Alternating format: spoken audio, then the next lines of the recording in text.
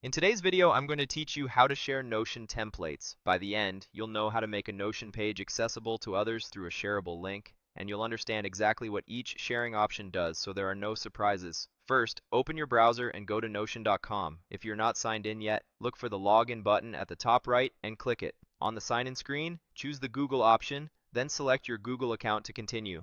If a pop-up appears, just confirm your choice. Once you're in, you'll land on your Notion workspace. Next, navigate to the page you want to share. This could be a dashboard, a project tracker, or any template you've built. Open that page so you're looking at its main content. Make sure it's the page you intend to share, not a nested subpage you don't want exposed.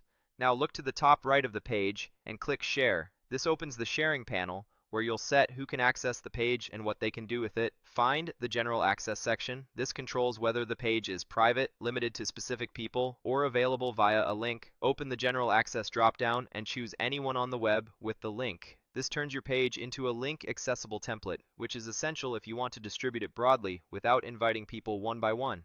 With that selected, you'll see a permission option next to it. Click the permission dropdown that currently says Can View. Here you decide what people can do once they have the link. Choose Can Edit. This gives anyone with the link editing rights on this specific page.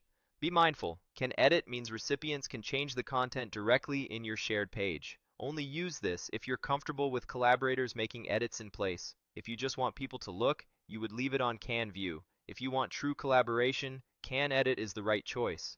With your access and permissions set, click Copy Link. You'll get a confirmation that the link has been copied to your clipboard. Now paste that link wherever you're sharing it: chat, email, a course platform, or your website.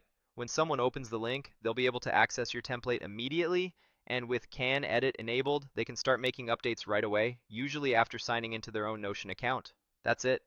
You've successfully shared your Notion template with the correct link and permissions. If you ever need to change or revoke access, return to the Share panel and adjust the settings.